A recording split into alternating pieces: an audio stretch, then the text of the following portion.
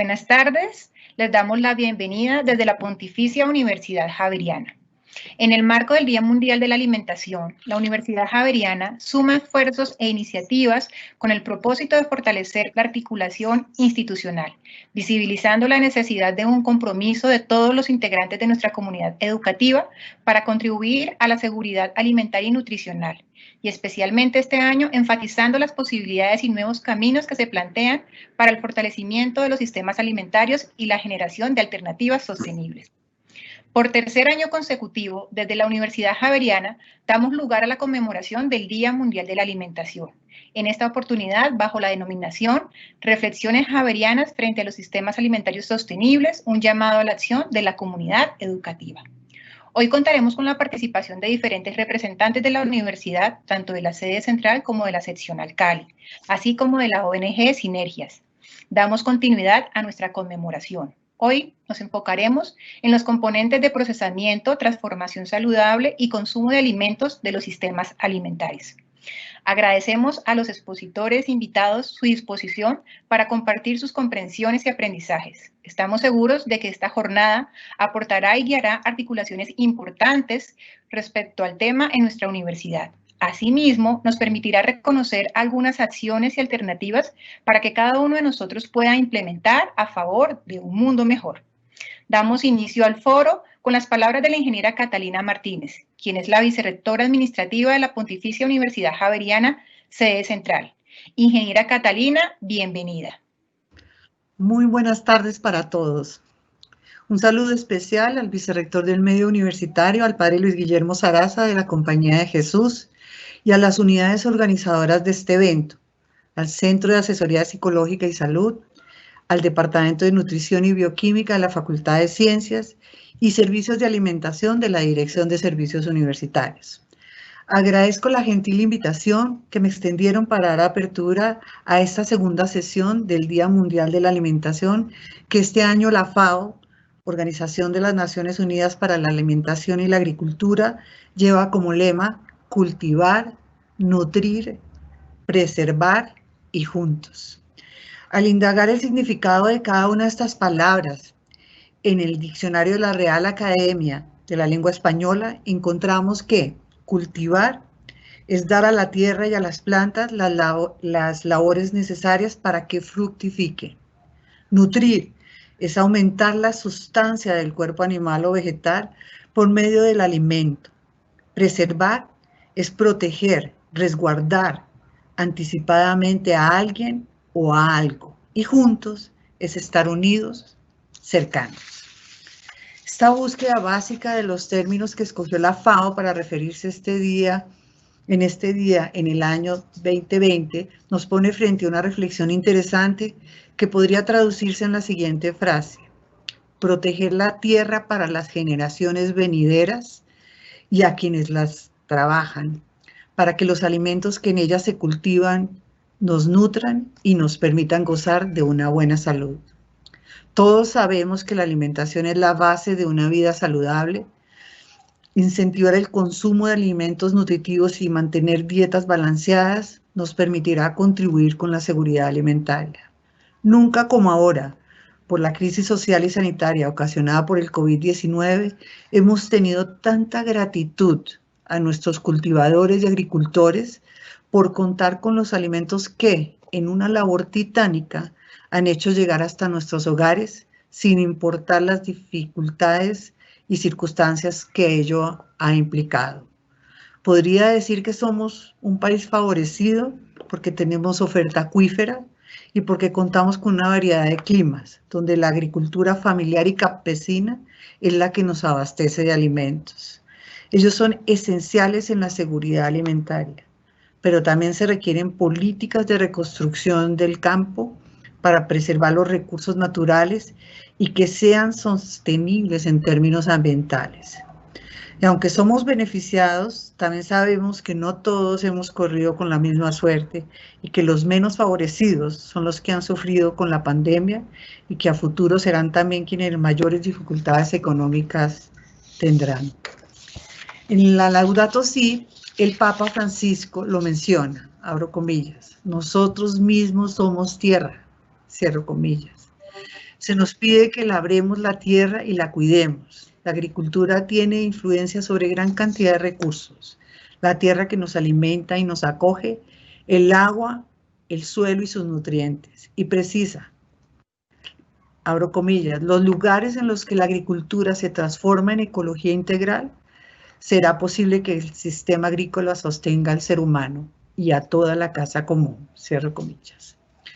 En nuestras manos y en escenarios como este es donde podemos unir esfuerzos para propiciar la construcción de sistemas alimentarios garantizando la seguridad alimentaria y nutricional de nuestra población. Debemos trabajar de manera coordinada para sensibilizar a nuestra comunidad educativa y mediante acciones concretas avanzar en sistemas alimentarios más sostenibles. Les deseo una sesión muy exitosa y les doy las gracias por esta invitación y muchos éxitos en estas actividades.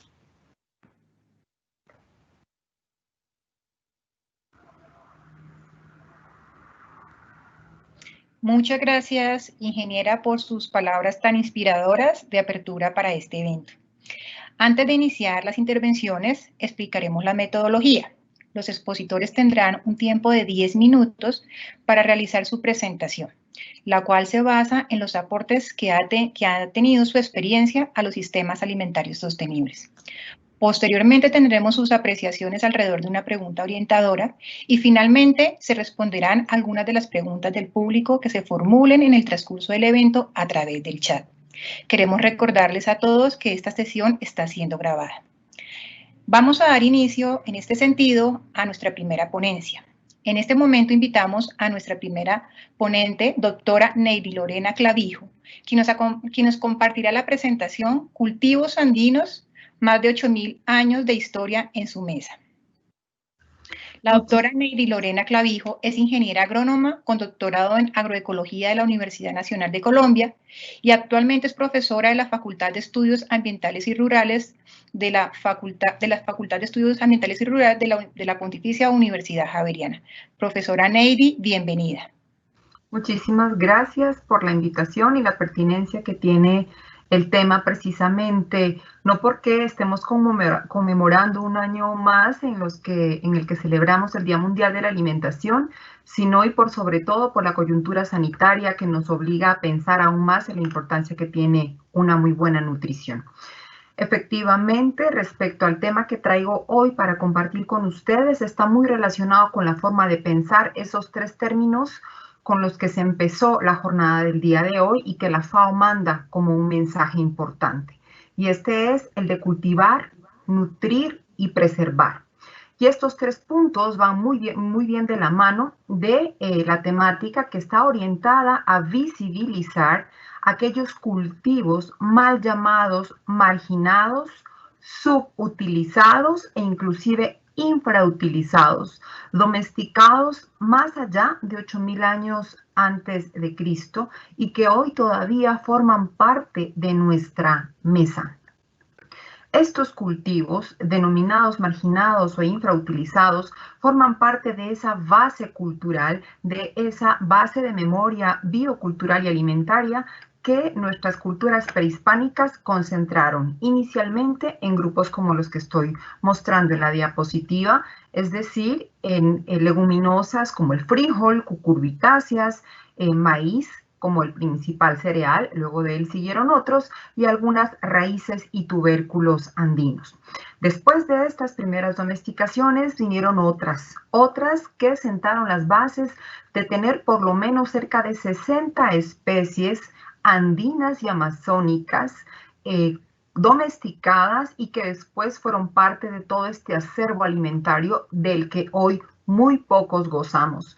Y digo que muy pocos gozamos porque tristemente la alimentación en la humanidad está centrada en 4 especies vegetales de las cuales se derivan como materias primas una serie de productos procesados y ultraprocesados.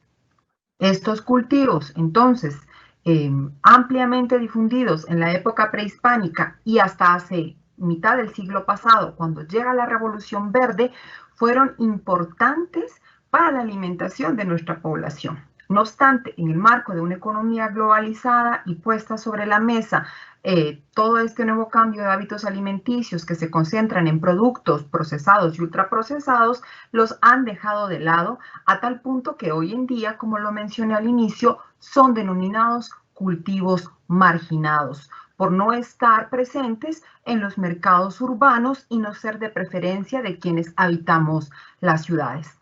Entre estos cultivos marginados, de los cuales, como lo menciono, a nivel global son muchos y solamente para el caso de la región andina estamos hablando de más de 60 especies, están estas tres que traigo a colación.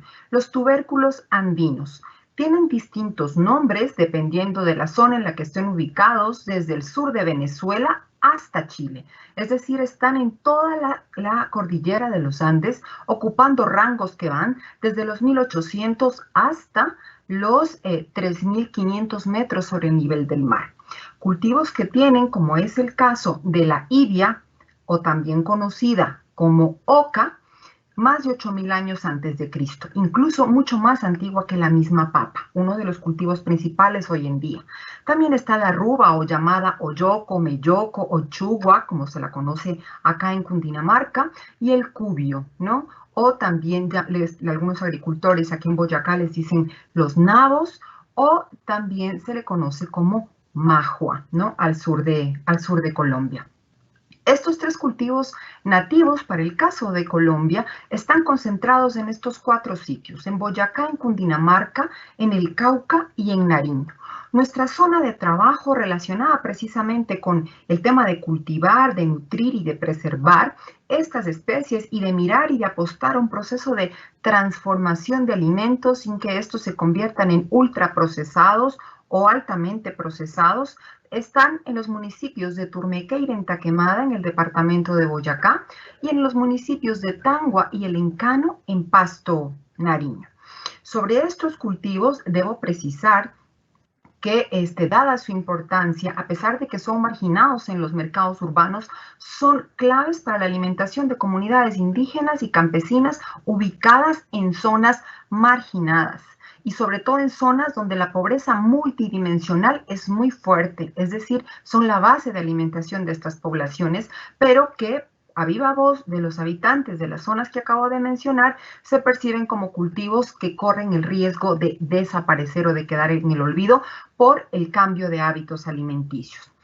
Precisamente como una puesta en marcha y una apuesta por parte de la Facultad de Estudios Ambientales y Rurales, dimos oído a esta necesidad por parte de estas comunidades en Nariño y en Boyacá, y con ellos, entre otras acciones que incluyeron conocer sus sistemas de producción, determinar sus hábitos alimenticios y acercarnos a la diversidad de especies cultivadas, pudimos trabajar un proceso que asegura, primero, la alimentación en los hogares campesinos, la preservación de estas especies ligadas a una muy buena nutrición.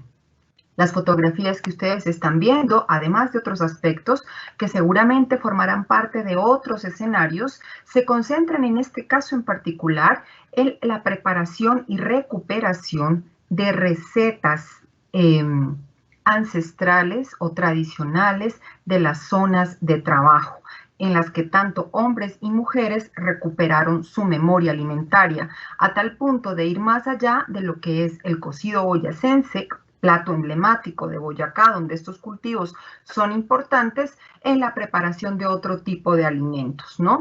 Cabe resaltar que en este caso, cuando nosotros hablamos de transformación de estos alimentos para poder preservarlos, estamos hablando de una transformación básica, es decir, la preparación de este tipo de recetas utilizando los productos que los agricultores tienen en sus huertas, en sus parcelas, sin necesidad de que ellos tengan que trasladarse a los mercados urbanos para obtener ingredientes que pueden estar no al alcance de ellos. Es decir, este tipo de transformación no es de tipo gourmet, porque nuestra apuesta fue más bien la de fomentar, y que ya quedó en manos de los agricultores ahora con éxito, una alimentación y una nutrición culturalmente adecuada y acorde con el contexto en el cual los agricultores se desenvuelven.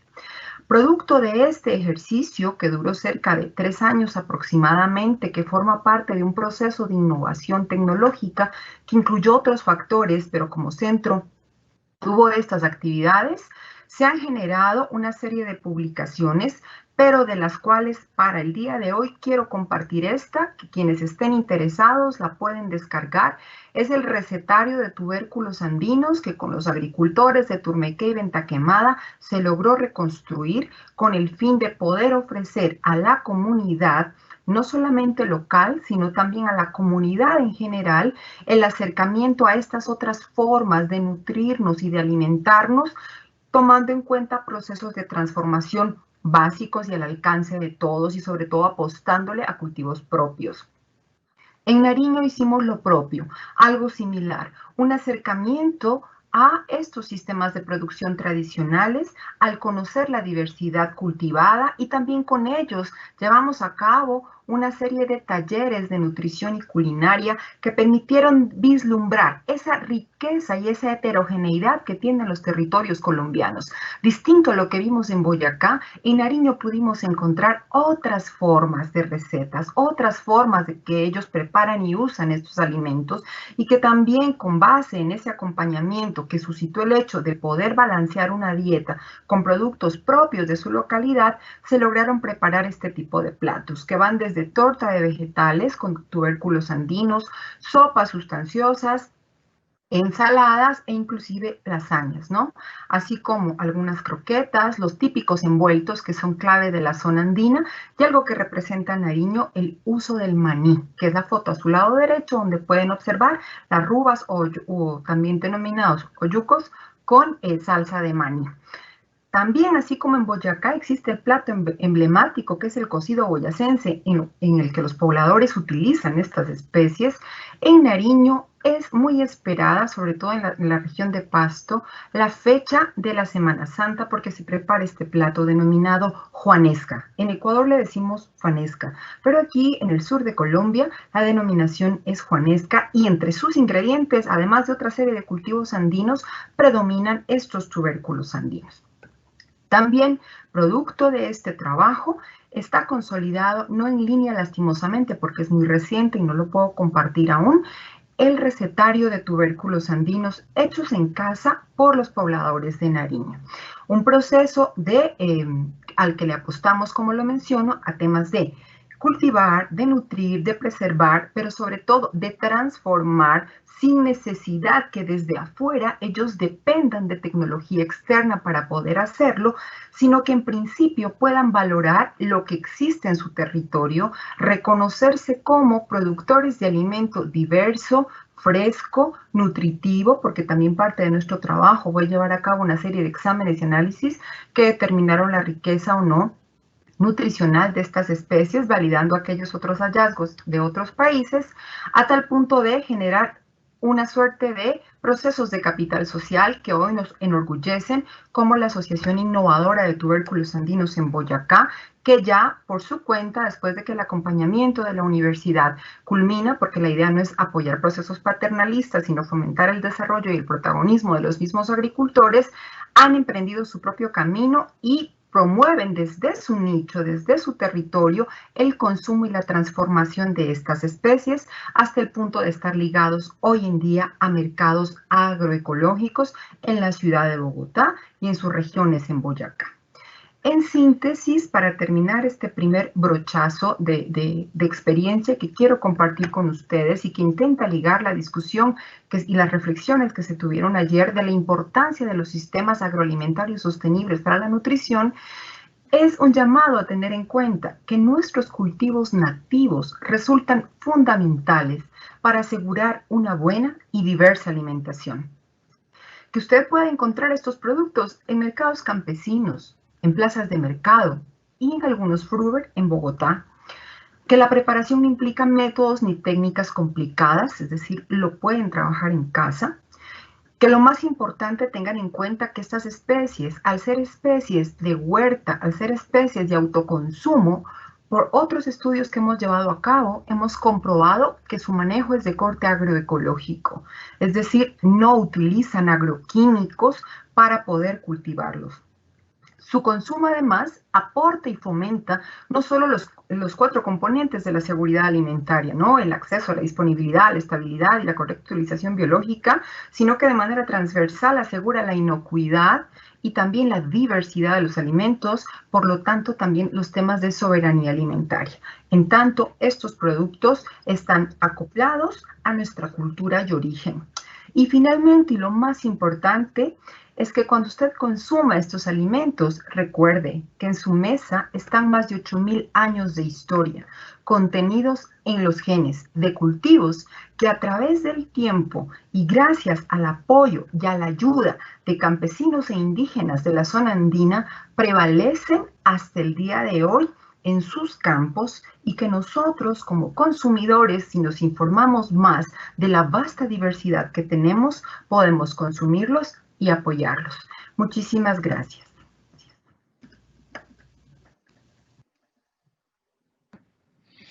Muchas gracias, profesora Neyri, por compartirnos estas experiencias. Nos van dando ya como algunas pistas y acciones que de manera individual podríamos hacer para contribuir a estos sistemas alimentarios. Vamos ahora a escuchar al profesor Andrés Giraldo Toro, quien nos compartirá la presentación Fortalecimiento del tejido social, de los espacios de diálogo y de las estrategias de comercialización de las familias productoras de trigo y harina tradicional en los municipios de Socha y Socotá, Boyacá. El profesor Andrés Giraldo es ingeniero agroindustrial y PhD en Ciencia y Tecnología de Alimentos en el Instituto Nacional de Estudios Superiores Agronómicos. Actualmente es profesor del Departamento de Nutrición y Bioquímica de la Facultad de Ciencia de la Universidad Javeriana de Bogotá. Profesor Andrés, bienvenido. Muy buenas tardes para todos. Buenas tardes, María Isabel. Muchas gracias por la presentación y muchas gracias por la invitación a este evento del Día Mundial de la Alimentación, muy significativo para todos aquellos que trabajamos en el área de alimentos, en el área de la nutrición, con un énfasis en desarrollar y en estar en los cultivos y mirar alternativas de cultivos de sostenibilidad. Actualmente este proyecto empezó desde el año 2014 con investigadores de la Facultad de Estudios Ambientales y Rurales de la Pontificia Universidad Javeriana en la sede de Bogotá, con los profesores Francisco González, Pierre Raymond y Victoria Guáqueta. Ellos iniciaron este proyecto emprendiendo una ardua labor de intentar reactivar el patrimonio cultural y productivo de los municipios de Socha y Socotá en Boyacá, y ese patrimonio representado en los molinos hidráulicos y la producción de trigo, maíz y otros cereales. Como resultado de ese proceso se obtuvieron diferentes recomendaciones fundamentales para recuperar la tradición ligada a estos molinos hidráulicos, dentro de lo cual lo más importante fue fortalecer los procesos de comercialización de harinas producidas a partir de estos cereales. Estos resultados obtenidos en esos años, pues incentivaron en el año 2018, el diseño y desarrollo de un nuevo proyecto financiado a través de la Oficina para el Fomento de la Responsabilidad Social, con el fin de avanzar en estudios microbiológicos y nutricionales que expusieran con evidencia el potencial comercial de estas harinas en otros entornos. Entonces, en primer lugar, pues yo sí quiero mostrarles primero qué es esto de los molineros, qué es un molino hidráulico y por qué su importancia. Entonces, ¿quiénes son y por qué son importantes los molineros de Socha y Socotá en Boyacá? ¿Quiénes son? Son personas que realizan la molienda de cereales en estos municipios, en los municipios de Socha y Socotá en Boyacá. Esta molienda de cereales en molinos se hace utilizando molinos hidráulicos. Estos molinos hidráulicos son molinos que existen hace más de 200 años y que se utilizan históricamente en la molienda de cereales. ¿Cuál es la estructura del molino de piedra? Entonces, ¿un molino de piedra en qué consiste? El molino de piedra está construido en una estructura, es una casa hecha en piedra, y el molino tiene esta distribución, tiene una tolva por donde entra el cereal, hay una piedra que se denomina muela corredera y otra piedra por debajo que se denomina muela solera. Entonces el molino, como se observa ahí en la imagen, hay un eje que llega hasta unas aspas, y esas aspas las hace girar, o ese rodete que se denomina ahí, lo hace girar el agua que se toma de los ríos que estén cercanos al molino.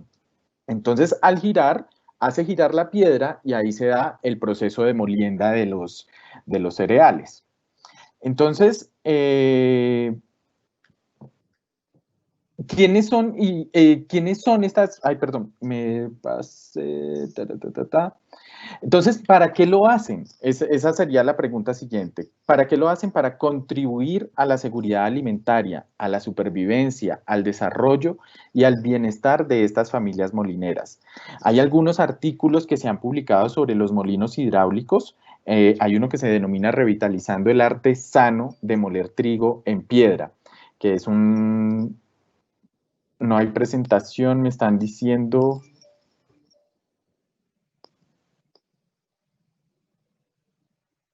¿Sí pueden ver mi presentación? Aún no. ¿No? Espérate, porque ahí está compartida.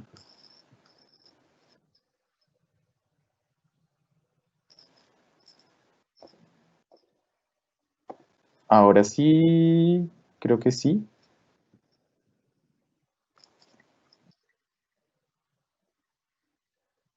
Ahora sí. No, todavía no la vemos. Ahora sí, creo que sí. Ahora sí. Ahora sí. Bueno, entonces estaba en la parte de no sé si alcanzaron a ver esta estructura del molino de piedra, que fue la explicación que hice sobre la tolva, la piedra, que es la muela corredera, y la muela solera, que ayudan a la molienda de los cereales, y se mueve a través del rodete, que es impulsado por el agua que se toma de los ríos que estén cercanos a la estructura del molino. ¿Para qué se hace esta molienda? Como les mencionaba, ahí va a contribuir a la seguridad alimentaria, a la supervivencia, al desarrollo y al bienestar de las familias molineras. Actualmente hay algunos artículos que se han publicado hablando sobre estos molinos de piedra, y se denomina, por ejemplo, hay uno titulado Revitalizando el arte sano de moler trigo en piedra. Sin embargo, para observar el molino, aquí les muestro un poco cómo funciona esta estructura. Aquí tenemos la tolva, y a través de esta tolva va cayendo los cereales que entran en esta parte central de la piedra y se van distribuyendo hacia la molienda. Entonces, el interés de nosotros es mirar la molienda de trigo y de cereales, de trigo y de maíz, Entonces, para esto miramos la producción, consumo y comercialización de cereales en Colombia. La producción actualmente en Colombia, uno de los centros de mayor diversidad, que ha jugado un papel importante. En Colombia tenemos principalmente producción de arroz, producción de café, y en tercer lugar tenemos producción de maíz. Tenemos producción principalmente de maíz blanco y de maíz amarillo, y otros cereales como trigo, fonio y algunos otros que están cultivados en esta región. A partir del consumo, el consumo de maíz en grano diario es de 87.5 gramos por día, con un aporte de energía de 304.5 kilocalorías. Y se consume también harina de maíz, que es de 49.7 gramos por día, y el aporte de energía es de 189 kilocalorías. En cuanto a la comercialización, las importaciones y la industrialización en la producción de maíz y los cambios en los patrones del comercio nacional de los productores agrícolas en Colombia ha traído consigo un fuerte impacto en la agricultura y en quienes trabajan la tierra. De esta forma se ha venido impulsando un cambio en los sistemas de producción agrícola, promoviendo la transformación de la economía campesina y de la economía rural. Colombia actualmente es el cuarto país en Sudamérica que más importa maíz, lo cual ha afectado a las comunidades productoras de cereales en Colombia. ¿Por qué se eligió el departamento de Boyacá? Porque Boyacá tiene tradición agrícola en el cultivo de cereales. Esta tradición se da principalmente en 4 zonas diferentes. Adicionalmente, hay una relación directa que se encuentra frente al acceso a la tierra y sus usos, que determina la actividad productiva por la cual el departamento se reconoce. Hay una región en Boyacá que es muy conocida por sus cultivos en cereales. Sin embargo, esa producción de cereales en estas regiones, a partir de 1996, ha tenido una reducción. En 1996 contábamos con un 45% de cultivo de cereales y actualmente la producción se ha reducido a un 11.8%. Los principales departamentos con unidades productoras agrícolas a nivel nacional son Boyacá, Cundinamarca, Nariño y Antioquia. Esas unidades productoras agropecuarias son extensiones de tierra de 500 metros cuadrados o más que son dedicadas total o parcialmente a la producción agropecuaria, consideradas como unidad económica. Sin embargo, esas reducciones se han dado ¿por qué? Por la falta de oportunidades en el campo relacionadas con la poca diversidad de actividades en el sector rural y los bajos ingresos que generan esto. Los escasos logros de las políticas públicas y la falta de institucionalidad en las regiones productoras y claramente las situaciones de violencia y la baja calidad de vida en los sectores productores. En Boyacá existen 4 regiones. Existen 2 regiones que son los municipios de Socha y Socotá, que corresponden a una zona que ha tenido un papel muy importante en la producción y molienda de cereales como maíz y trigo. Esa región de Socha o Socotá corresponde a la región de Valderrama. Socha y Socotá cuentan con una población rural del 87%. El total rural y urbano corresponde a una población de 8.757 habitantes, lo que nos muestra una población rural bastante importante. Y el municipio de Socha cuenta con una población rural del 58%. La principal forma de economía en la actualidad de estos municipios es la minería, la cual ha ingresado a estos municipios y ha desplazado bastante la agricultura. Por lo tanto, la agricultura se encuentra a una menor escala. En las regiones de Socha y Socotá existen aproximadamente 469 unidades productoras agrícolas y 272 unidades productoras agrícolas en Socha.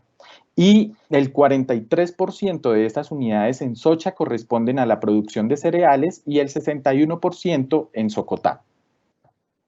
Por eso realizamos una caracterización de los sistemas de producción local. Esa caracterización de los sistemas de producción local corresponde a una representación gráfica de las unidades de producción agropecuaria de estos municipios. Estos municipios muestran ahí en la figura, se pueden ver cómo tienen ellos en sus fincas cultivos de quinoa, cultivos de papa, cultivos de trigo, pastoreo de ovejas, diferentes cultivos que conforman estos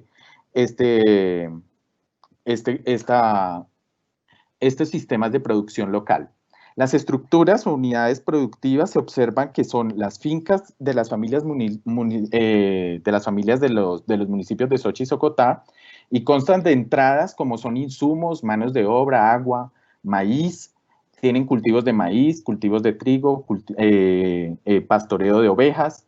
Tienen el molino que hace parte de estas unidades productivas y tienen cultivos de papa. Y como factores de salida van hacia el mercado local y hacia asociaciones como Agrosolidaria, que está vinculada a la producción y al cultivo de maíz y trigo en la región. Adicionalmente, se hizo una caracterización del consumo y prácticas culinarias relacionadas con el consumo de maíz.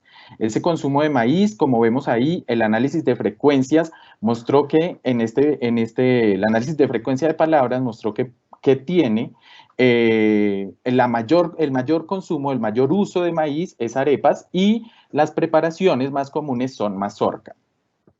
Adicionalmente, en este trabajo se hizo un avance estratégico en el análisis de la harina de trigo, el Xochitl Socotá, estudiando la composición nutricional aproximada en humedad, carbohidratos, minerales y proteína, y estudiando por variedad la capacidad de panificación aproximada de cada uno de ellos. Esto con el fin de ayudar a la población a definir cuáles eran los estándares de calidad que se requería para los cultivos de cereales, principalmente para trigo, para la comercialización en diferentes lugares. Como principales observaciones tenemos agricultura que se ha visto afectada por la minería. Tenemos también la disminución de la calidad de vida en la región. Tenemos la reducción laboral de la actividad agropecuaria que se ha visto impactada principalmente por la minería, el uso de fertilizantes, el autoconsumo que también se hace en la región, la ausencia de canales de comercialización de las cosechas, los problemas de comercialización de los cultivos de maíz y trigo. Y el Plan Integral de Desarrollo Agropecuario y Rural con enfoque territorial en Boyacá. Este diagrama causal de la disminución de producción de maíz local fue uno de los estudios que se hizo. Este diagrama causal nos muestra cuáles son las causas principales de la disminución de ese cultivo y cuáles son las consecuencias. A este lado derecho podemos observar que las consecuencias son principalmente el desempleo, el ingreso, la calidad de vida, el saber tradicional que se ha perdido, las semillas tradicionales que se ha perdido y por tanto con una consecuencia muy importante en la soberanía alimentaria. Así entonces, quiero agradecer a todos los colaboradores de este trabajo, mencionar que el proceso involucró igualmente a la Facultad de Estudios Ambientales y Rurales, los departamentos de Nutrición y Microbiología de la universidad y a la empresa privada representada por el restaurante Wok, con el fin de fortalecer el trabajo interdisciplinar y la estrategia de comercialización. Los resultados obtenidos fueron más que alentadores y expresaron el potencial nutricional que hacen de estas harinas un producto único y diferencial a las harinas comunes que se encuentran en el mercado. Sin lugar a dudas, los hallazgos facilitarían la inclusión de estas harinas en nichos de mercado orgánicos y saludables que hoy son tendencia en el país. Fortalecería la identidad cultural de los campesinos que participan y en especial permitiría mantener el patrimonio local vivo y funcional, aportando de esta manera sistemas alimentarios sostenibles en Colombia en los componentes de transformaciones y consumo responsable. Quiero agradecer a la profesora Ana Karina Carrascal del Departamento de Microbiología, a los estudiantes Henry Tole del Departamento de Microbiología, la estudiante Isabela Noguera de estudiante de Nutrición y a la profesora Victoria Guáqueta por esta presentación, por este trabajo que hemos realizado. Muchas gracias. Muchas gracias, profesor Andrés, por esta presentación que aquí al final en sus palabras nos deja ver la potencia del trabajo articulado entre diferentes facultades y estamentos que están interesados en aportar y contribuir a este tema. Ahora tendremos a la doctora Valerie Saurit, nutricionista y dietista de la Universidad Nacional, con maestría en estudios culturales de la Pontificia Universidad Javeriana. Actualmente es asesora de la ONG Sinergias, Alianzas Estratégicas por la Salud y el Desarrollo Social. En el día de hoy nos compartirá la presentación Geografía de la Nutrición, reflexiones para diseñar tablas de composición de alimentos por zonas biogeográficas. Experiencia Baupés, Amazonía. Doctora Valerie, bienvenida.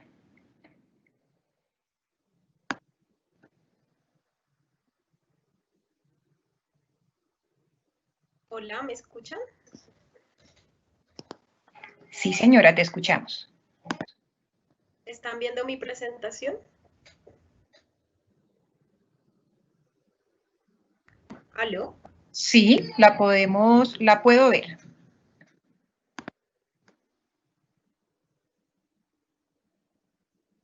Bueno, muchísimas gracias por la invitación. El día de hoy quiero compartirles una experiencia en la cual participé como investigadora. La hicimos con un grupo de trabajo de la ONG Sinergias. La ONG Sinergias es una organización que desde el 2011 viene desarrollando procesos de desarrollo local, regional, nacional en temas de salud intercultural.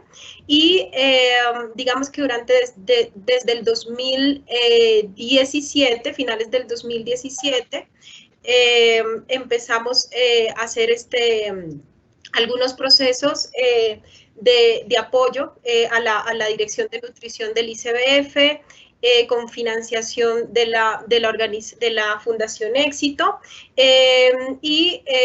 Bueno, a raíz de eso han surgido varias reflexiones de la investigación colaborativa, reflexiones que tienen que ver con una mirada interdisciplinar de la nutrición, de la alimentación y de la salud. Por eso, pues, el día de hoy así he titulado mi presentación. Como el proceso es muy amplio y pues hicimos varios procesos a la vez. Uno de ellos fue una actualización de la tabla de composición de alimentos para esa zona biogeográfica específica, para el Distrito Biogeográfico del Baupés. Quiero presentarles algunos resultados rápidamente. No me pasa la presentación. Aquí. Bueno, las tablas de alimentos colombianos son unos instrumentos de política pública en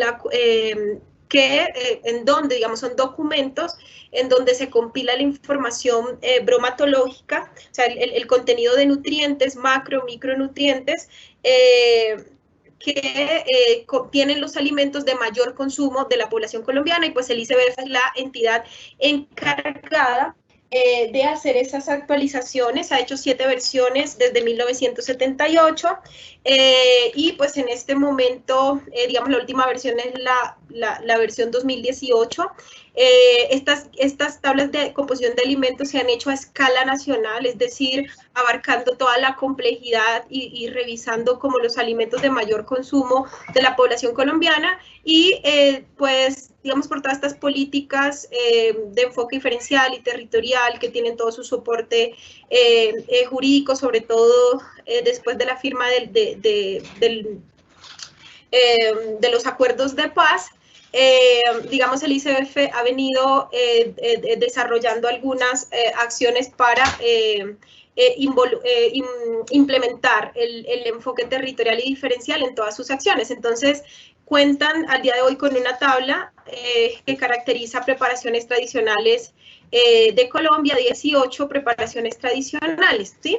Digamos que estos son algunos antecedentes que nosotros tomamos para esta investigación y para poder avanzar entendiendo la complejidad de lo que implica la geografía, que la geografía no se puede separar tampoco de la historia y, digamos, de la cultura de Colombia, y poder empezar a revisar en escalas más locales, no tanto a escalas nacionales, porque pues la biodiversidad, el clima, los suelos, incluso la cultura va a determinar la configuración del territorio biofísico, pero también incluso la configuración del cuerpo que ahí habita, ¿sí? Digamos, hay una corporalidad también específica, depende del territorio en el que habitamos. Si nosotros tenemos espacios más obesogénicos, por ejemplo, en las ciudades, ustedes han visto, y ya epidemiológicamente hay estudios que hablan de transiciones epidemiológicas, de cómo se presentan, digamos, por todos estos procesos de occidentalización, transformación del territorio, transformación del paisaje, pues empiezan también a presentar algunas enfermedades crónicas no transmisibles, problemas de obesidad, pero pues también, digamos, hay algunas regiones de Colombia que están en esos procesos de transición epidemiológica, empezando ese contacto con Occidente, en donde ya hemos visto cambio en su corporalidad. pero también en sus prácticas de consumo, en sus prácticas de procesamiento de alimento, que no están desligadas a lo que podemos entender como acceso y disponibilidad de alimento. De hecho, son las acciones humanas y lo que uno puede entender como cultura, lo que también va a generar cambios en esto, en la misma disponibilidad, hablando de paisaje, hablando de suelos, como les he comentado. Entonces, digamos que esta reflexión es una reflexión general a raíz de si pensarnos cómo para implementar estas políticas públicas con enfoque diferencial y territorial en herramientas de seguridad alimentaria, podemos empezar a acotar la mirada a una escala más local, pero pues como tal no es que estemos, digamos, ya diciendo que esta sea la propuesta, porque pues esto es una mirada muy general de también una organización o regionalización, zonificación de regiones que, digamos, algunos geógrafos han propuesto a lo largo de la historia, pero no quiere decir que sea una forma ya fija, porque los límites también son construidos por procesos humanos, por procesos sociales y por ideologías, ¿no? Entonces, digamos, nosotros empezamos a hacer esto en el BAUPES, ya les voy a hablar, estos son algunas de la diversidad alimentaria que, digamos, las tablas de composición de alimentos del ICBF hasta ahora están conociendo, porque pues desde el 70 y con todos estos años de historia de la nutrición en Colombia, pues se están presentando avances poco a poco para conocer esta diversidad, no a escala nación, sino también de estos territorios con todas sus complejidades, sus calendarios ecológicos, y cómo las formas de transformar la comida, de procesarla, pues determina la composición nutricional. Este es un mapa de BAUPES, específicamente de MITU, en donde se concentró la mayor parte de la investigación colaborativa, aunque en el 2007, para todo el tema de recopilar, caracterizar, digamos, la alimentación, pues hicimos algunos viajes con otros proyectos que tenían, digamos, que articulaban este módulo o esta parte de la alimentación para también entender a partir de cartografías sociales, de trabajo etnográfico, qué es lo que se come. Digamos que después de 2 años y medio y sumando esfuerzos también, porque ustedes saben que es costoso hacer estos viajes al interior de la selva y, bueno, hacer este trabajo no solamente interdisciplinario, sino transdisciplinario, pues surgen estos dos productos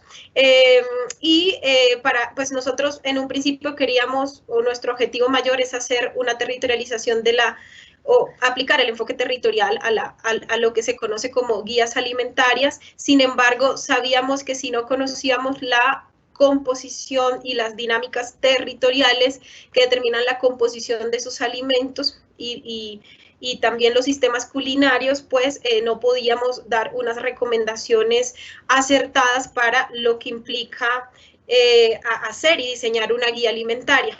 Entonces, por ejemplo, esto es uno de los resultados. Yo voy a pasar rápidamente, voy a hablarles de la metodología y de los resultados un poco alternados, porque el tiempo es corto. Entonces, por ejemplo, nosotros veíamos como esta hoja de carurú, que para la tabla de composición de alimentos de Colombia es un alimento rico en calcio, son hojas que crecen como maleza, digamos, por decirlo de alguna manera, en la chagra, y que ahorita se ha reivindicado sobre todo por las mujeres su consumo, porque es considerado como comida de viuda, ¿no? Pero pues la comida de viuda es porque las relaciones de género allá, los hombres tradicionalmente pescan y cazan, pero el territorio, con los cambios de la occidentalización, la reorganización territorial y cultural, pues también ha quedado un poco viudo de alguna manera. Y las mujeres han reivindicado estos platos que para dar esas recomendaciones o para hacer todos estos procesos pedagógicos veíamos que una forma de hablar del nutriente para resignificar y revitalizar esto nos podría ser útil en toda la investigación colaborativa. Entonces, mientras una tabla de composición de alimentos que ha tomado el bromatológico directamente de la zona del Baupés, como es, digamos, este dato de calcio de 80 miligramos por 100 gramos de hoja de carurú cocinada, que es de la tabla de composición de alimentos del ICBF, pues nosotros por fuentes secundarias revisamos otras tablas de composición y vemos cómo los valores por el tipo de suelo o cosas que tendríamos que seguir indagando, el clima, la preparación, esta es cocinada, esta es cruda, la que reporta la tabla de composición del Brasil, cambia hasta en un 250% su valor nutricional. Si nosotros vemos estos nutrientes que son críticos para la población, por ejemplo en el Baupés los niños presentan doble carga nutricional, anemia ferropénica, ¿qué nos dice la recomendación de ingesta de energía y calorías y nutrientes, que son otras herramientas de política pública? Que digamos una persona adulta, hombre o mujer necesita aproximadamente 800 miligramos de calcio. Entonces uno ve cómo estos alimentos pueden cubrir, así no sean alimentos de origen lácteo, digamos todas las cuestiones también de movimiento, de metabolismo de la vitamina D y otras cosas que van más allá del nutriente, de la ingesta, ¿sí? Sino la forma en cómo se vive una territorialidad y una corporalidad específica en la selva, entendiendo también cómo se puede transformar ese movimiento, pues uno puede generar recomendaciones y acciones comunitarias para que se mejore la nutrición de alguna manera. Entonces, nosotros, no sé por qué no me pasa, ya les voy a hablar un poquito de esto, de la justificación, pero quiero mostrarles es cómo tenían, para hacer la guía alimentaria teníamos que conocer a través de fuentes primarias y secundarias los nutrientes para poder reorganizar los grupos de alimentos. Esto es una forma de organizar una guía alimentaria entendiendo esta variedad. Por ejemplo, los hongos de la chagra, que tal vez la estructura de alimentos de la GABA nacional no lo presenta así, y cuando nosotros nos metemos a revisar esto desde la etnografía, la cartografía y todo este diálogo de saberes, pues las mismas estructuras para hacer una guía alimentaria se transforman. De hecho, nosotros, por ejemplo, para hacer los recetarios anuales, cómo cambia el clima a lo largo del año, el calendario ecológico y ver qué nutrientes hay ahí, tendríamos que revisar también el tema de los bromatológicos, ya sea por fuentes secundarias o primarias, para poder generar estas recomendaciones. Como no tengo mucho tiempo, estas son algunas de las metodologías, cartografías, revisar cómo se preparan las recetas, en qué época del año se consume. Allá, por ejemplo, los alimentos que les presenté al inicio es de la época de Río Bajo, de noviembre, donde hay más abundancia de peces y bueno, hay más frutas de palma y hay una diversidad. Eso no quiere decir que en otras épocas del año pues también hayan estrategias para que haya una disponibilidad permanente. Con todo y las problemáticas también que hay, las personas y digamos con el apoyo de estas investigaciones han empezado, y con las autoridades indígenas también, a hacer algunas estrategias para enfrentar esto. Entonces, estas son algunas fotos de las investigaciones colaborativas para llegar a revisar qué alimentos son los que vamos a analizar, porque también algo que es novedoso de esta metodología es que para indagar con las etnografías de las cocinas y todo esto que les estoy comentando, de acá es que sale el insumo para decir, bueno, vamos a hacerle un bromatológico, vamos a incluir en nuestra tabla estos alimentos y no los otros, no solo los de mayor consumo, sino también aquellos que se quieran revitalizar, y que tengan nutrientes esenciales o algún valor social desde la forma de comprender la ciencia desde lo local, ¿sí? Entonces, digamos que nosotros hubo varios factores para escoger hacer estos bromatológicos. Nosotros hicimos bromatológicos a 9 alimentos. Las autoridades indígenas y el Comité de Seguridad Alimentaria del BAUPES, con quienes nos reunimos en varias mesas, también el Instituto Sinchi, la CDA y varias organizaciones, incluso los nutricionistas del programa de alimentación escolar, de la gobernación. Sobre todo la justificación que eran las autoridades tradicionales y las comunidades indígenas de que los casabes son su fuente o su base alimentaria y que la tabla de composición de alimentos de Colombia pues solamente analiza casabe en términos general como casabe con sal, ¿sí?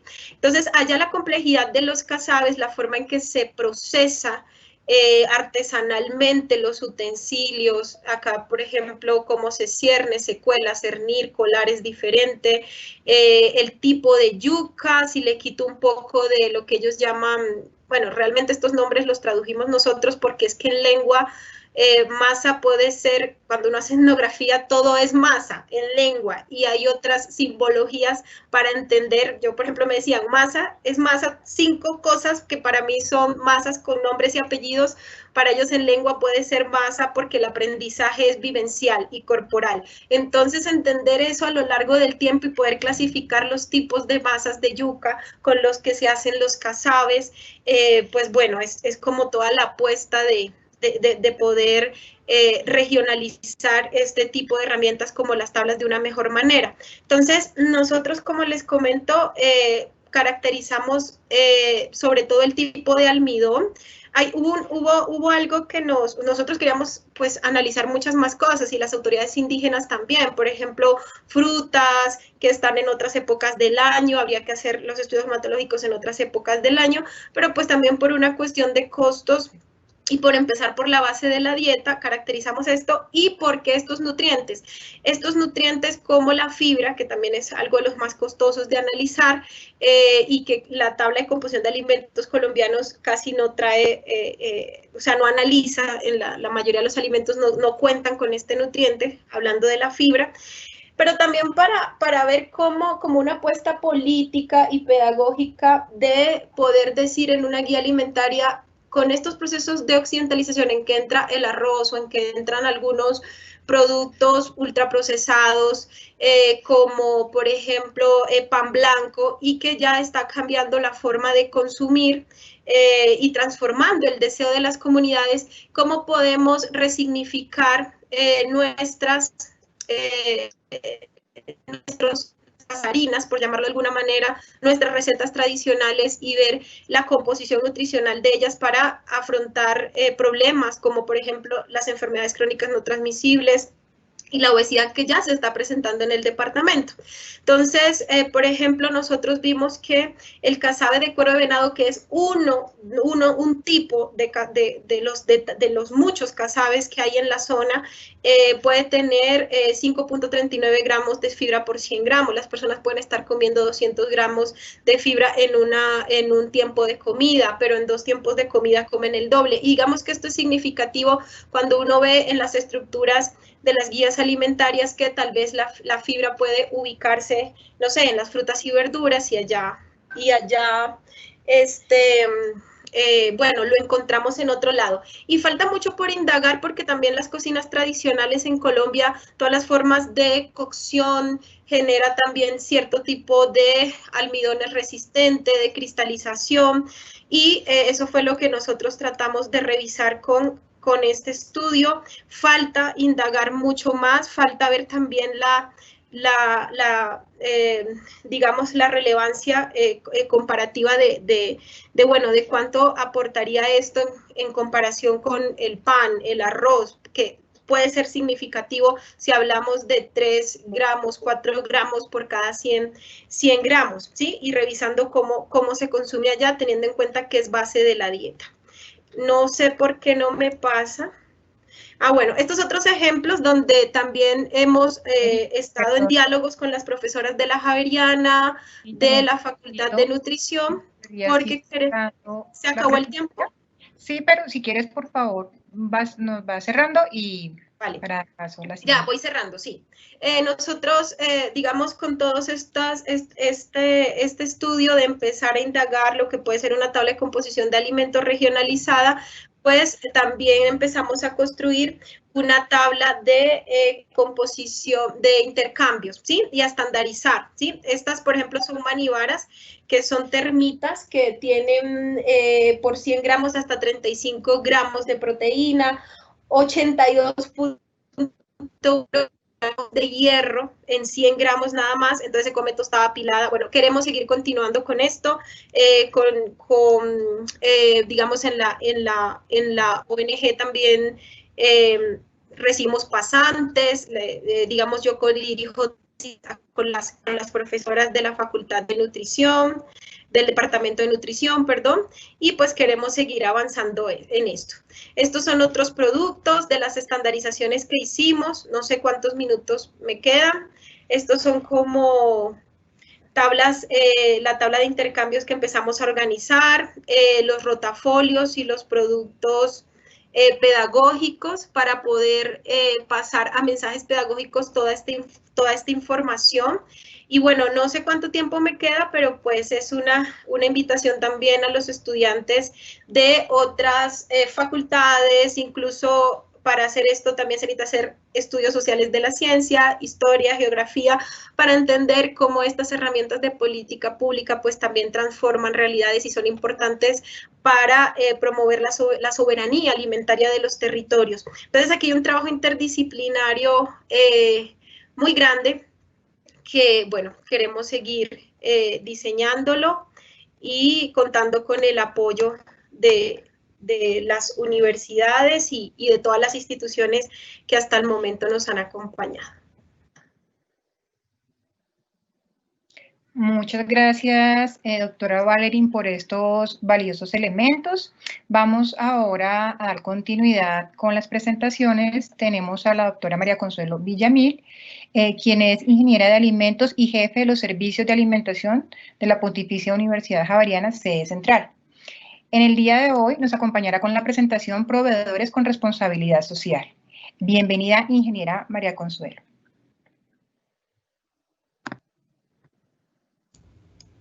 Por favor. Bueno, buenas tardes a todos. ¿Cómo están? Gracias por esta amable invitación. ¿Me confirman si me están escuchando bien? ¿De acuerdo? Sí, señor. Ok, bueno, desde los servicios de alimentación, después de escuchar todas estas ponencias, pues lo más importante es poder llegar a, de alguna manera, poder colaborar en la comercialización de este tipo de productos que nos acaban de presentar. Yo les voy a presentar algo muy corto sobre los servicios de alimentación y qué hacemos desde el punto de vista de apoyo con todo el tema de proveedores con responsabilidad social. Entonces les voy a compartir la presentación.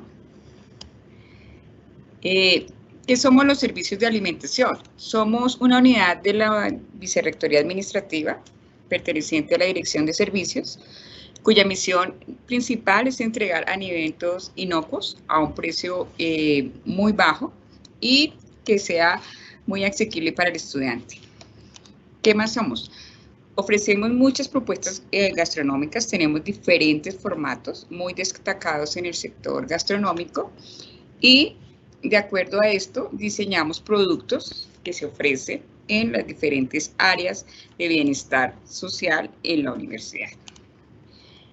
¿Qué somos? Tenemos 5 cafeterías, 5 restaurantes, 14 cafés, kioscos, tenemos 3 centros de producción y administramos 50 máquinas vending en el campus.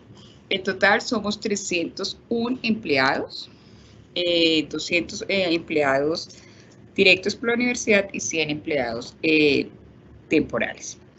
Frente a esta invitación, nos hacen la pregunta, desde nuestra iniciativa como servicios de alimentación, ¿cuáles son los aportes que hacemos a los sistemas alimentarios sostenibles desde la producción y su disponibilidad? Como nosotros somos un sistema de servicios, nos enfocamos principalmente a todo el tema de seleccionar proveedores que contribuyan de alguna manera a tener un afianzamiento en temas de responsabilidad social, económica y en el apoyo de desarrollo de proyectos de estos mismos proveedores. ¿Qué proveedores trabajamos? Trabajamos Corpo Campo. Corpo Campo es una fundación que viene desde el Putumayo. Al final les estaré mostrando como una un video muy corto de 3 minutos de lo que es Corpocampo.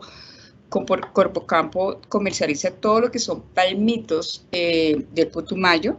Nosotros estamos incluidos dentro de todos nuestros productos de ensaladas para llevar, ensaladas en los restaurantes, y lo que hacemos es ir y visitarlos. Los visitamos, los revisamos, y de alguna manera dentro del grupo de la universidad que tenemos acá son microbiólogas javerianas, nutricionistas javerianas. Ellas van hacia allá y les hacen como toda la asesoría en temas de instalaciones, en el tema de capacitación de inocuidad, en el tema de revisar todo lo que son elementos de seguridad y bioseguridad. Entonces nosotros, aparte de comprar estos productos, hacemos asesoría a nivel de sus instalaciones. Bueno, Casa Luker está haciendo un proyecto en Necoclí. En Necoclí también tuvimos la oportunidad de visitarlos. Lo que hicimos allá fue revisar que ellos realmente están apoyando en todo el tema de sustitución de cultivos ilícitos y por la siembra de cacao. También estuvimos revisando los campesinos, tomamos como todo el tema de que ellos trabajan sobre el campesinado, sobre la sustitución que ha habido en tierras de grandes conflictos, y de allí trajimos unos productos que estamos incluyendo en toda la parte de nuestras cartas. Fundación Ideal hace principalmente, el objeto social de ellos son personas que tienen discapacidades físicas, mentales, cognitivas. Nosotros compramos unos cubiertos que son biodegradables y ellos nos los empacan. Estos cubiertos son los que le ofrecemos principalmente en todos nuestros menús. Nosotros trabajamos con cubiertos, obviamente siempre hemos trabajado con cubiertos desechables, pero más aún en esta situación en la que estamos trabajando.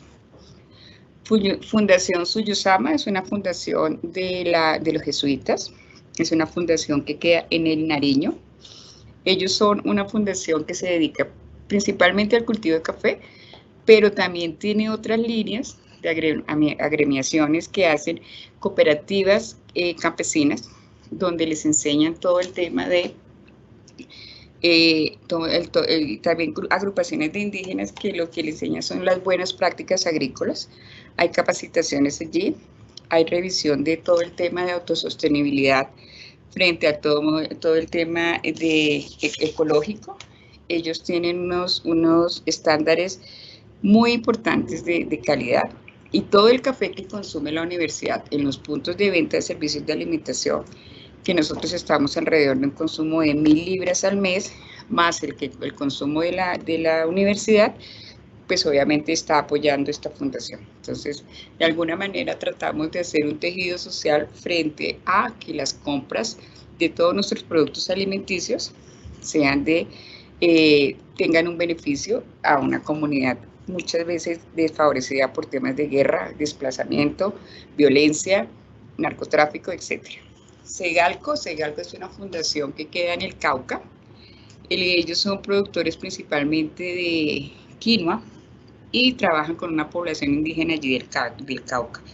Pero tienen una pequeña población que se dedica al cultivo de esta quinoa, y han sido indígenas que han tenido todo el tema de minas antipersonales con mutilaciones de manos, de pies, etc. Entonces, también tuvimos la oportunidad de visitarlos.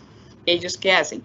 Esta quinoa la cultivan y hacen snacks. Los snacks son rosquitas de quinoa, bolitas de quinoa, incluso que ya están con unos empaques muy atractivos, y lo que hacemos es comercializarlos en nuestras máquinas vending principalmente, y en todo lo que tiene que ver con refrigerios.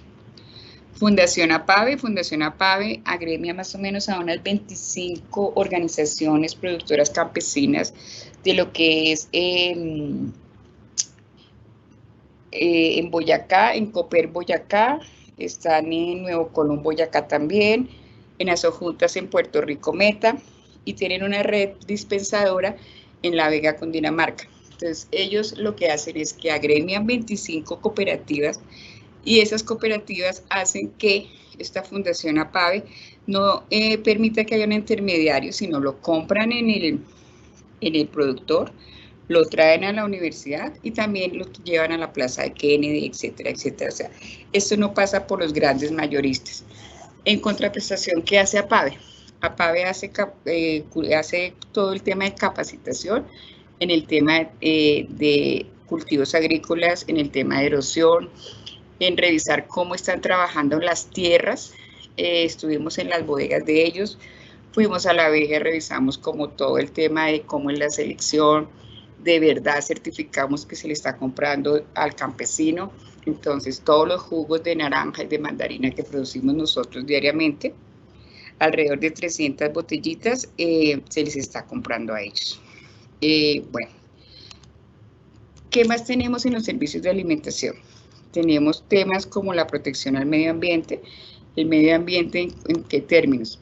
Generamos opciones diarias de menú con consumo bajo en huellas de carbono. ¿Sí? Entonces, diariamente ustedes van a encontrar un menú en los servicios de alimentación que tenga un bajo consumo en huellas de carbono. Este menú, por ejemplo, está orientado principalmente a las personas que son vegetarianas y veganas. Y lo que hacemos es declarar. Tenemos la opción de encontrarlo en las cafeterías al mismo precio del menú del día. ¿Qué también hacemos? Hacemos un tema de reciclaje de aceite quemado. Nuestro aceite que se utiliza en las freidoras normalmente es el que sacamos, que se mide diariamente y tiene una vida útil de acuerdo a sus carbonos libres. En el tema de la recolección de este aceite que ya ha sido usado, estamos donándolo al tema de la Fundación Corpo Paz. Ellos trabajan con soldados que han perdido miembros inferiores y se les ayuda pues como al tema de financiamiento de su casa o su rehabilitación. También tenemos programas de manejo de residuos orgánicos. Estos manejos de residuos orgánicos estamos trabajando para que sean destinados a unos temas de compost. Vamos y certificamos que la transformación de estos residuos orgánicos pues sea de la mejor manera posible. Esto es un ejemplo de lo que hacemos con los menús con baja huella de carbono y pues lo que certificamos en el tema si usted está comiendo un menú con sobrebarriga con pechuga y si en vez de puede sustituirlo, en el caso del menú de mañana, por ejemplo, es con hamburguesa de lenteja. Entonces, el consumo de la huella de carbono. Esta colaboración lo hacemos con el profesor Carlos Devia de la Facultad de Estudios Ambientales. ¿Qué otras cosas hacemos? Pues el incentivo a reducir el consumo de productos que tengan que ver con plástico. Tratamos de aplicar descuentos para las personas que traigan sus cubiertos. Tratamos de trabajar con todos los empaques de nosotros son biodegradables o reciclables. Y tenemos una certificación de todos los proveedores en el tema del manejo del papel, del manejo de siembras, de árboles. Entonces nos deben traer certificaciones frente a la sustitución en siembras de árboles. En todo el manejo de tintas orgánicas y en todo el manejo de toxicidad de empaques. Principalmente eso es como lo que somos los servicios de alimentación y esa es la parte que queríamos como compartirles a ustedes. Entonces, no sé si hayan preguntas. Muchas gracias, ingeniera María Consuelo. Muy interesante, muy importante y además gratificante poder estas acciones que desde los servicios de alimentación se realizan en favor de estos sistemas alimentarios. En muchas ocasiones estamos allí en el campus, ¿verdad? Somos consumidores, somos clientes como tal de las cafeterías. En ocasiones algunas personas y otros no. Desconocemos esto que se viene realizando, entonces muchísimas gracias por estos elementos. Bueno, y dando continuidad, estamos un poquito corridos de tiempo, pero realmente esta conversación, estas experiencias valen la pena, entonces queremos invitarlos a que por favor sigan conectados. Vamos ahora a pasar directamente a las preguntas que nos están dejando en el chat. Entonces, bueno, denme un segundo, yo miro por aquí, tenemos varias preguntitas, entonces, dado el tiempo, vamos a iniciar. aquí tenemos una para el profesor Andrés Giraldo, dice, ¿qué estrategias se podrían aplicar en la población de dichos municipios para poder fortalecer esta memoria alimentaria y poder aumentar la molienda?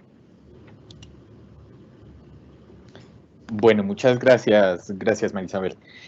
Bueno, pues esas justamente son las estrategias que estamos tratando de implementar, por ejemplo, hacer esa articulación con algunos restaurantes o sitios donde se pueda comercializar la harina. La dificultad que se ha presentado en esa articulación es que los molineros utilizan, por ejemplo, el trigo y el maíz y mezclan todas las variedades. Al mezclar todas las variedades, pues ellos, la calidad del producto no es siempre la misma. Por lo tanto, la estrategia que se quiere implementar, porque no hemos iniciado con esa parte, es tratar de hacer cultivos por variedades donde podamos hacer un estudio de la calidad de cada una de ellas y poder ofrecerle a la persona que va a comprar o al restaurante la misma calidad, porque se presentaron algunas dificultades cuando se utilizaban en algunos ensayos preliminares que se hicieron, donde se reduce, por ejemplo, tengo primero una calidad, en el siguiente lote una calidad diferente y en el siguiente lote una calidad diferente. Entonces, como estrategia que tenemos para poder aumentar es definir muy bien las variedades o genotipos de trigo que se van a cultivar y conocer muy bien sus características físico-químicas y reológicas. Muchas gracias. No sé si eso responde a su pregunta. Sí, señor. Yo pensaría que sí, la persona que la realizó. Muchas gracias. Tenemos aquí una pregunta para la profesora Neidy, de Paula Caicedo, y dice, me gustaría saber si en el proyecto se contó con la participación de nutricionistas para desarrollar lo referente a la transformación y consumo de alimentos. Si no fue así, ¿cómo se elaboró este proceso?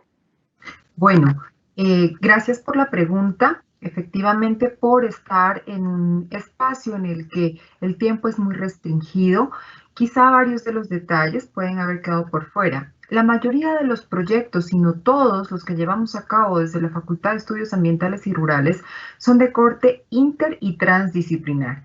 ¿Eso qué quiere decir? No solamente contamos con la participación activa de investigadores de distintas áreas del conocimiento, sino y por sobre todo con la asistencia y presencia activa de pequeños agricultores, quienes comparten su conocimiento con nosotros y se evidencia y son coautores de varias de las publicaciones. Dentro del equipo tenemos a una profesora de la facultad que es nutricionista y que tiene un doctorado en desarrollo rural. Entonces, con ella, desde el año 2007 hasta el día de hoy, comparto varios de los proyectos a través de los cuales hemos indagado en estos temas. Esto, como les digo, es una pequeña muestra de proyectos mucho más amplios que están relacionados con otras temáticas que quizá en otro momento tendremos el gusto de compartir.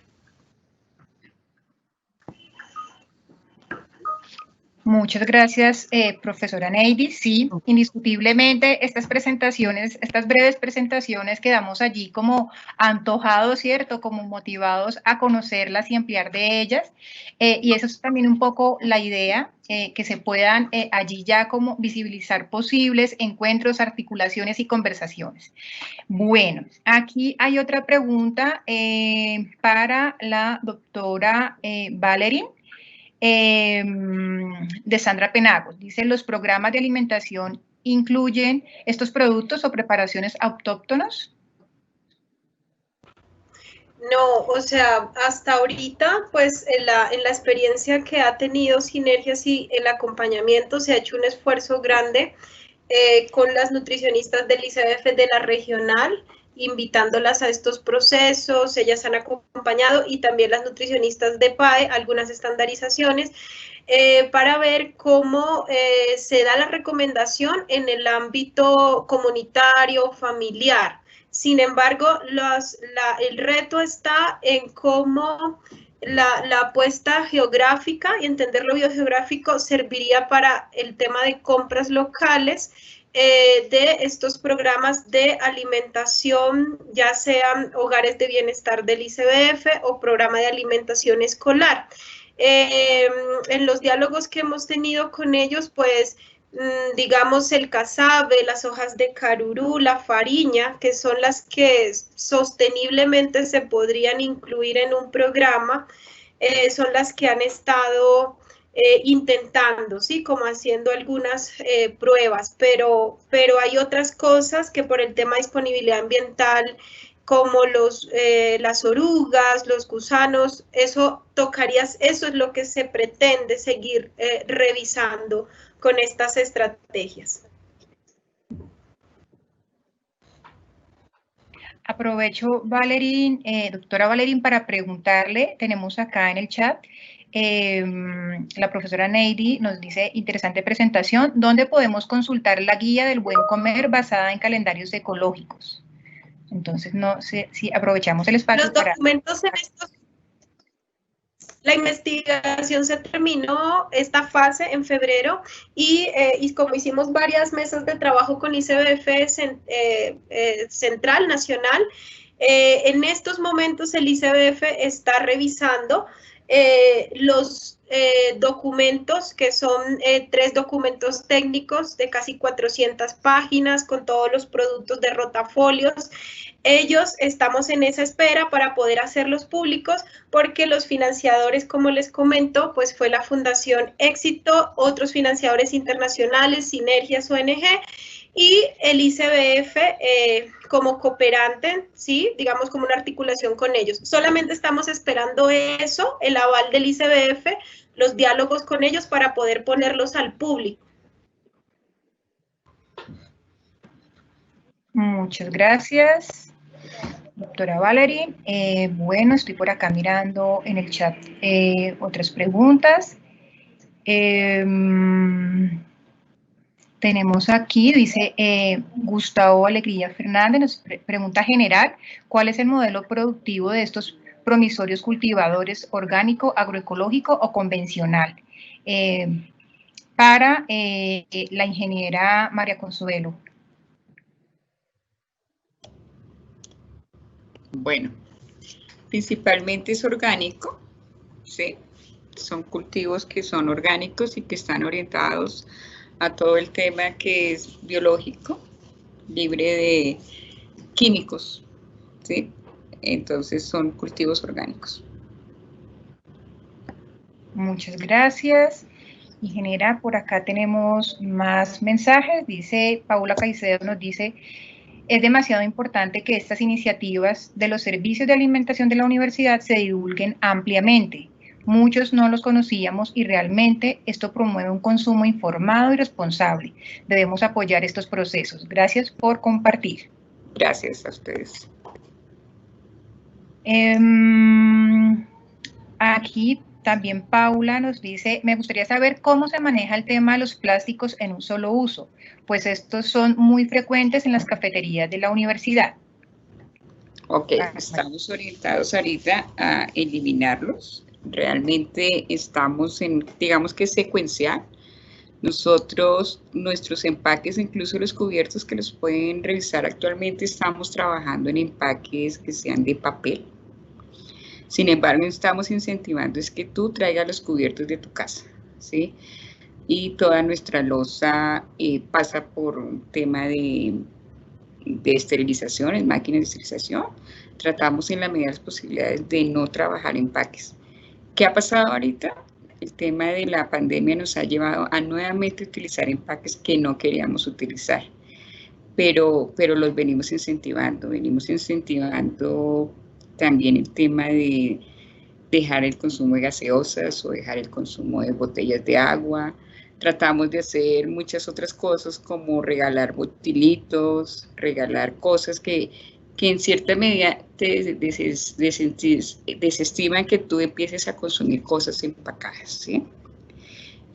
Han habido muchas sugerencias frente a, por ejemplo, el vaso del menú del día que sea retornable, etcétera, etcétera. Pero todo eso requiere una inversión alta que la estamos haciendo escalonada y poco a poco verán algunos más cambios de los que hemos hecho. Muchas gracias, ingeniera. Bueno, y por acá tenemos una pregunta más. Dice, ¿cómo consideran que pueden mejorar las condiciones nutricionales del país a través de la promoción del consumo de los alimentos que nos han presentado? Tubérculos andinos, cereales, hojas nativas y raíces. Le daría aquí la palabra a la profesora Neidy y a la doctora Valerín si posteriormente, si lo desea. Bueno, muchísimas gracias. Es una pregunta que es importante, también es recurrente cuando se presentan estos escenarios de discusión y de reflexión. Y precisamente la base para poder promover ese consumo es la generación de conocimiento en torno a ellos, que es lo que estamos mostrando en este panel. Como lo mencioné en mi intervención, muchos de estos cultivos son mal llamados, marginados, infrautilizados, subutilizados e inclusive el apelativo de olvidados. Y precisamente es porque no están en las arenas comerciales de los mercados urbanos y hemos perdido nuestra memoria culinaria, hemos perdido nuestro paladar tradicional.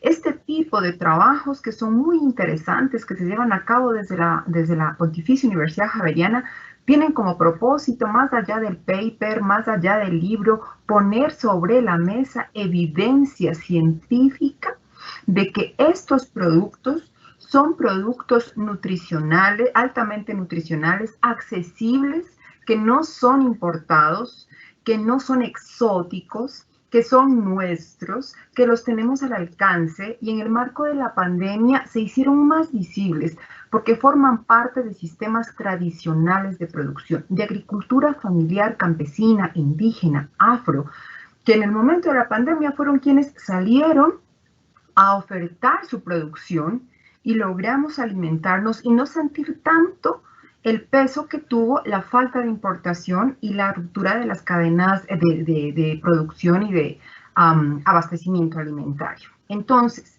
lo que puede servir es precisamente este tipo de escenarios, las publicaciones, los procesos que generan conocimiento sobre esto que hemos olvidado.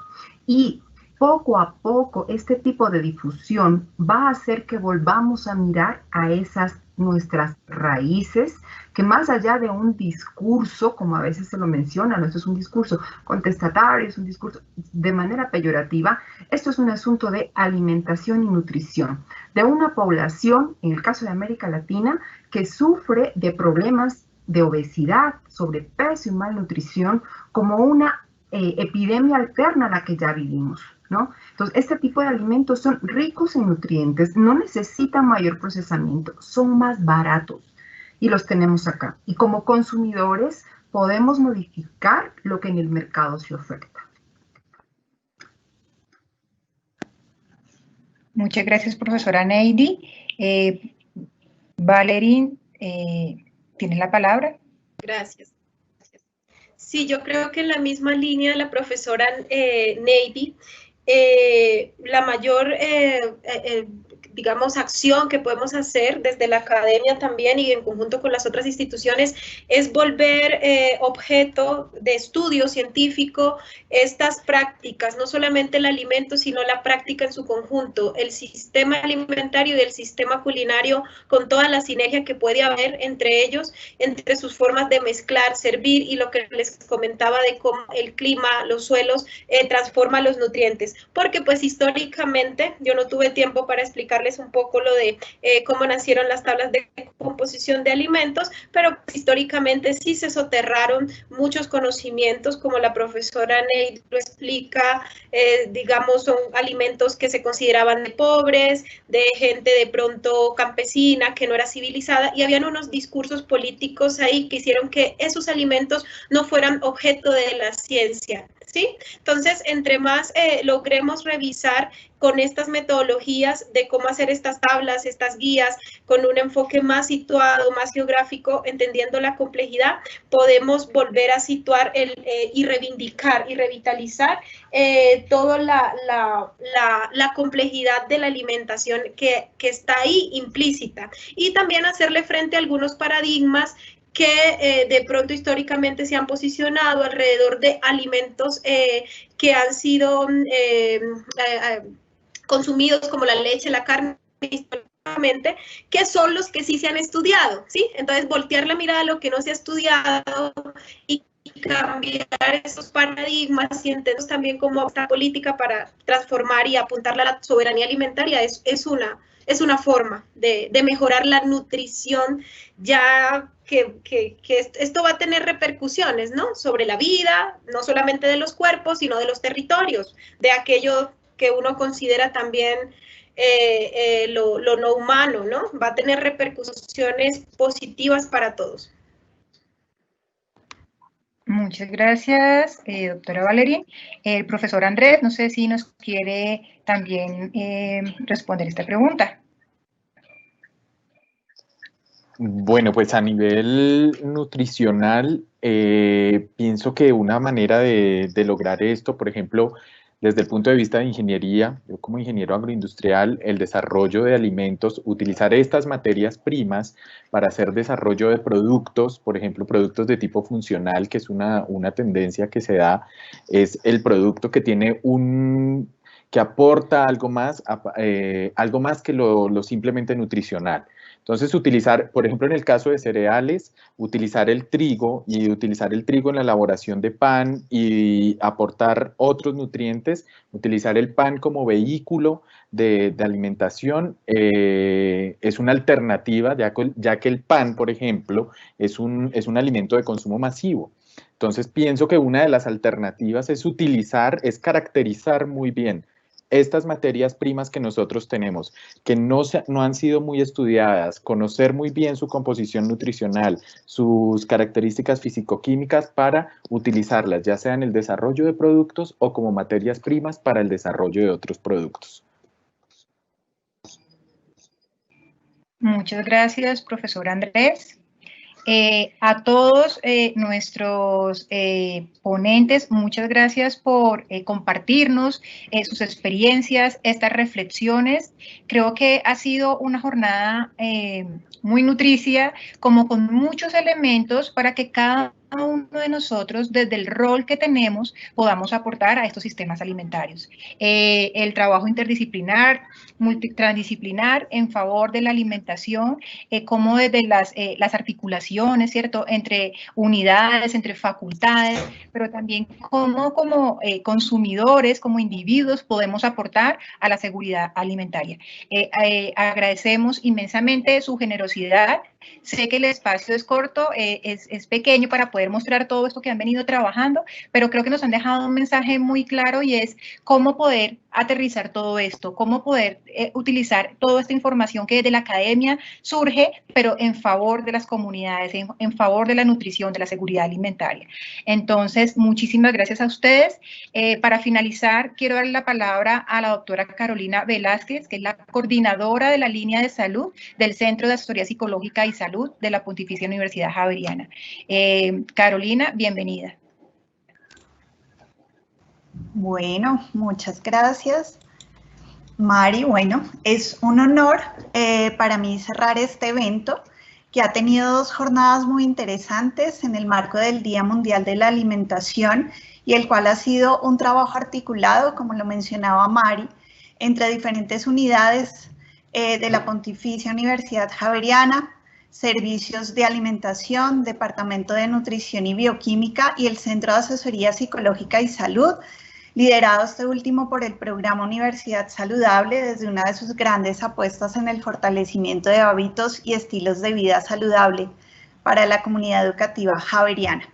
Bueno, durante las sesiones de ayer y hoy hemos podido reconocer variadas experiencias e iniciativas que aportan a la generación de sistemas alimentarios sostenibles, entendidos estos de acuerdo con la FAO, con la suma de diversos elementos, actividades y actores que mediante sus interacciones hacen posible la producción, transformación, distribución y consumo de alimentos, garantizando la seguridad alimentaria y nutricional de las personas, de tal forma que no se ponga en riesgo sus bases económicas, sociales y ambientales. Este recorrido de ayer y hoy nos ha permitido reconocer acciones que se vienen realizando desde nuestra universidad, tanto en Bogotá, en Cali, bien sea desde apuestas académicas, investigativas, administrativas y en general de construcción de medio universitario. Asimismo, recogimos experiencias no solo desde nuestra casa de estudios, relevando el enfoque territorial y la apuesta por el trabajo con distintas comunidades y grupos sociales en nuestro país, sino desde las posibilidades de las agencias multilaterales y desde las universidades. Todo esto, pues bueno, contando con la participación de varios invitados provenientes de disciplinas como nutrición y dietética, antropología, agroecología, microbiología, ingeniería, entre otras, que nos han permitido tener una mirada amplia frente a los aportes para la consolidación de sistemas alimentarios sostenibles en nuestro país. Agradecemos también a nuestros invitados, a nuestros ponentes y a nuestros participantes por este espacio tan enriquecedor para todos. Esperamos que hayan disfrutado de este evento y que continuemos reflexionando como comunidad frente a la importancia de cuidar nuestros hábitos y estilos de vida desde una conciencia que va en doble vía, desde el autocuidado y desde el cuidado colectivo, recordando que cada acción y decisión que tomamos para nuestra vida, en este caso respecto a nuestros hábitos alimenticios, también puede contribuir a sistemas alimentarios más sostenibles. Muchas gracias a todos. Muchas gracias, Carolina. Bueno, y de esta manera pues damos por finalizada nuestra sesión. Muchas gracias nuevamente a todos los invitados por su participación y aportes para ampliar nuestro conocimiento y opciones frente a este tema. Gracias a todos los que nos acompañaron en esta transmisión. Antes de culminar, los invitamos a trabajar, como lo ha dicho Carolina y lo han mencionado reiteradamente nuestros ponentes, conjuntamente con el fin de fortalecer la sostenibilidad de los sistemas alimentarios. Cada uno de nosotros puede aportar desde las acciones aparentemente, algunas creemos que podrían ser mínimas, pero que terminan haciendo la diferencia. Muchas gracias a todos y feliz noche.